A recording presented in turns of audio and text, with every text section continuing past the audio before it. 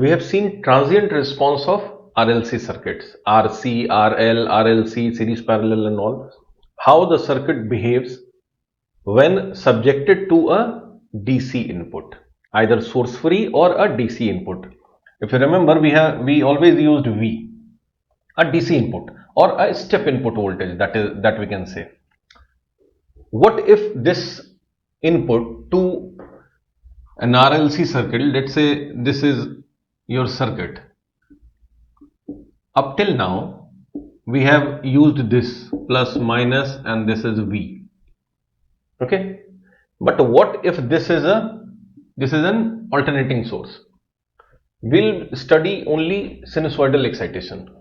What if this is V equal to Vm sine omega t plus theta? Then what will be the voltage of the capacitor, current through the circuit and all? This is the topic that we will be studying in this chapter, that is steady state analysis to sinusoidal excitation. You very well understand what is this. This is called the peak value. This is the angular frequency omega of the sinusoidal waveform. This is angular frequency, and you know it is equal to 2 pi f, where f is the frequency, and you know frequency is equal to 1 by t, that is the time period. Okay, theta is what? Theta is the phase difference. So if I'm just giving some preliminary concepts that you already know. So let's say this is your omega t axis, then this is a sine wave. You know this is Vm. Okay, this is Vm. From here to here, if you take how much time it takes, this is t, and f is 1 by t. Clear? So you know what is omega. What is theta? We have used V is equal to Vm sine omega t plus theta. See, this is plus theta.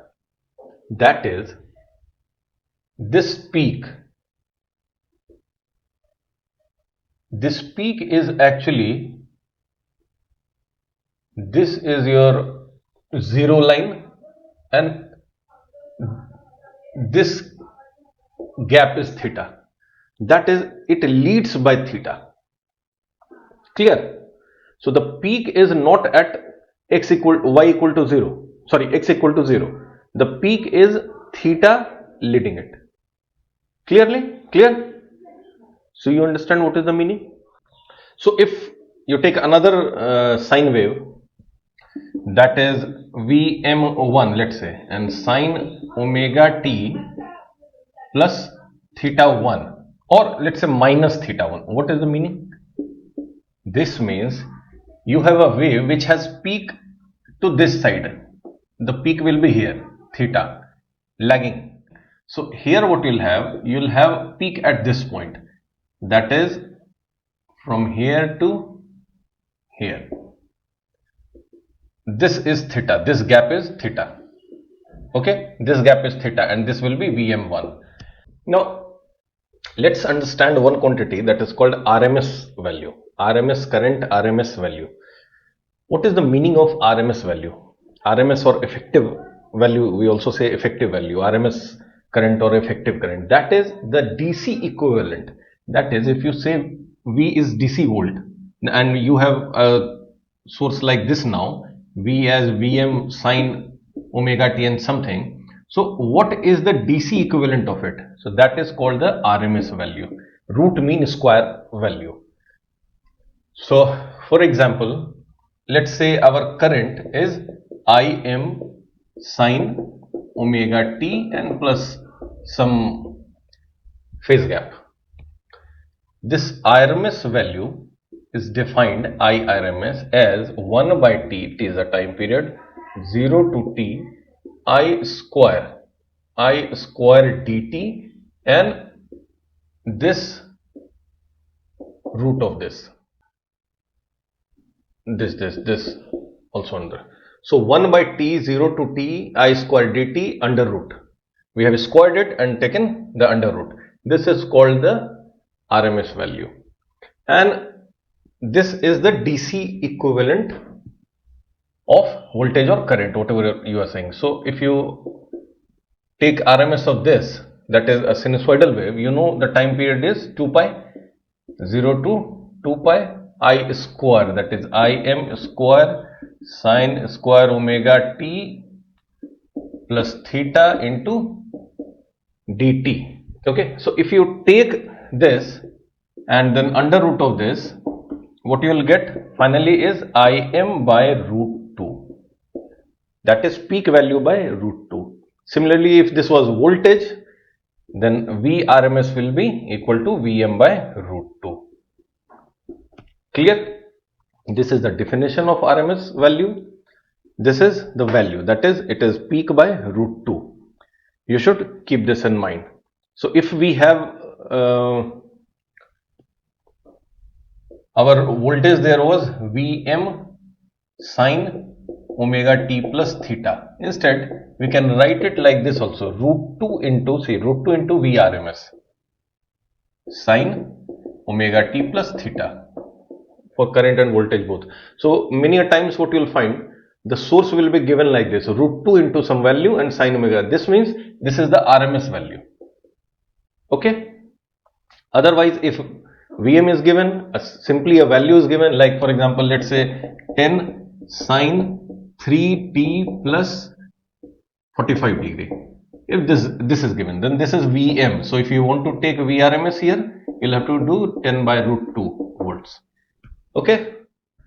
So from here, we go to a very important concept that is called phasor representation. What is phasor representation? Let's say we have a wave A given as, why I am using A, because it can be a voltage or a current source. So if A is given as root 2A cos omega t plus theta, let's say this is our wave. You know this is the RMS value because this is root 2 into this. How can we represent it in phasor form? We can say this is the real part of what? Real part of, we put root 2 for this. This is A bar into A j omega t, where what is A bar? A bar is actually given as A into e to the power j theta. Okay, so this is the real part of root 2 into A ej theta into ej omega t. This is the phasor representation. We'll see an example and then this will be very clear to you, but try to understand how we resolve this. The meaning of this is that if we take theta equal to 0, we can simply represent it like this. This is at theta equal to 0, and if we take at theta, this will be at theta. So this is at t equal to 0 and this is at this equal to theta. Okay, and the magnitude is A. Clear? This is time and this is the magnitude, whatever it be, voltage or current. This is time, this is A. So this is the beauty of phasor representation, that a signal can be represented on an XY plane. We'll take an example and understand what is the use of this. We have a signal E, 100 root 2 cos 314 t minus 30 plus another signal 200 this thing. So this is a sum of this ET has a mixture of two signals. Both are added. So how to get a single signal? See how phasor representation makes it so easy. This is easy. So let's say we have to find first of all E. I told you that will be E ej theta. So how do we do? This is actually given as the representation here is how you will represent this. This will be represented as 100 because this is RMS value into, we write simply the angle, that is minus 30 degree. Okay, so this is this and plus here you have 200 angle minus 60 degree. So this is the way we represent it. What is 100 minus 30? You know it is 100 cos 30 degree minus j sin 30 degree. Then you have, because this is ej theta, if you remember, this is ej 30 degree minus 30 degree. So that is, if you expand e, what it is cos 30 degree minus j sin 30 degree. So the way we write is like this. Okay. And this is 200 cos 60 degree, because cos minus 60 is cos 60, and this is j sin 60 degree.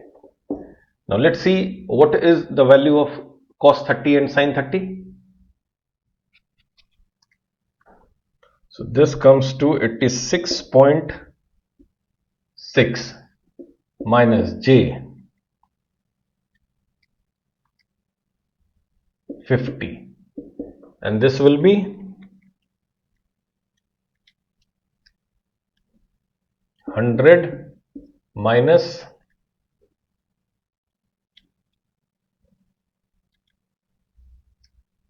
173.2. So whenever you have to add, you should convert it to this form, that is r plus jx form, and whenever you have to multiply, you should convert it to this form, a ej theta. So if you add these two, you get 186.6, okay, here, minus j, what you get there? You get 223.2. This is the value. So this is the value of E, but this is in R plus JX form. You want to convert it to this form. So how you do that? This will be under root 186.6 square plus 223.2 square, and angle will be tan inverse this 223.2 by 186.6. Okay. So this angle is, the value that you get is, this angle is, this is minus, so this is minus 50.1 degree. And what you get this? This is 290.9. I think this is clear to you. If not, let me explain. I'm rubbing this part. If you have r plus jx, how can you take in angular form?